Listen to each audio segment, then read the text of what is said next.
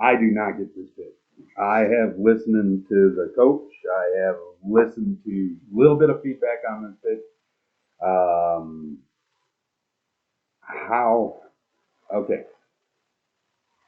I am not saying anything against him, and I am. This has nothing to do with him being taken over McCarthy. Maybe the experts are right. Maybe Penix is a step above McCarthy, but at 8, when you just paid somebody that money to Kirk Cousins, they had to make a phone call to him during the draft. That must have went well. And then to tell everybody that we're in a good position because if he doesn't play for 4 years, we're winning. Okay, great. You're using the Packers as an example. That was different. That was a Hall of Fame quarterback right there, and who you didn't know when he was going to leave. You draft Jordan Love, and he could have left that year, the year after, the year after. If you remember, was when is he going to leave? So I mean, there was opportunities. It just didn't happen. It worked out for the Packers. That was a 15 pick, I believe. You did it with the 8. That'd be great if you're. I've heard you say you guys thought you were close, so more power to you. But I'll throw something out there. That 4 years is a long time. Football could change in 4 years. That style of quarterback, you may, let's just say that's improbable. But without even that, let's say 3 or 4 years from now, God forbid you end up with the number one pick and you got the Manning kid coming out of Texas. So now you got the number one pick. You've had this guy waiting. Are you going to pass on the next Manning if he becomes what a lot of people think he's going to become? I'm just throwing an IE out there, but 4 years is a long time, and I don't know. I can't make sense of this. There's only one thing that makes sense, and I hate to say it. You thought he was the next Patrick Mahomes.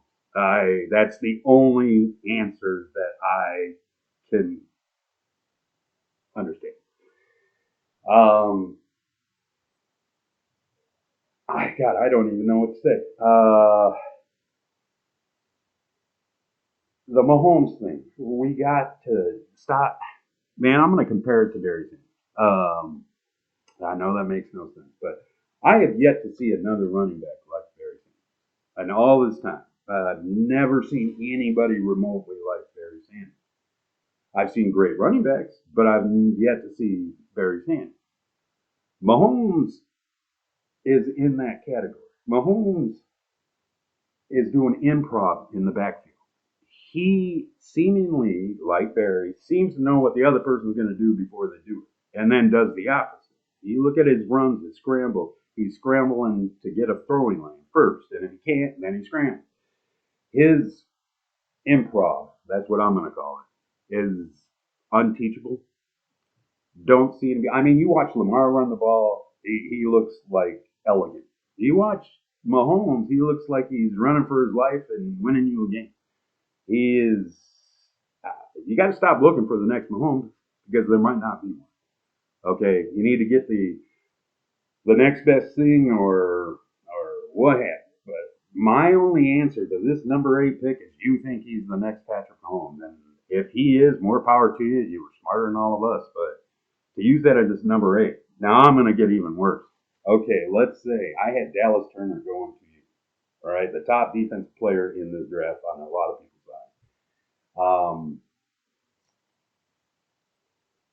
What happens if, heaven forbid, he goes on to be a 10, 12-year player, all pro and everything like that, or even bigger, he becomes a Hall of Famer. You are staring that now when you had a chance to take it. You can't tell me that some of your fan base had already kind of penciled this guy in or somebody else, somebody that can help you next year. I don't know. You're backing up your pick. There are people that are actually, I don't know. This is where I come in, and either I don't know anything about football, or because if this pick makes sense to somebody, it needs to be explained to me.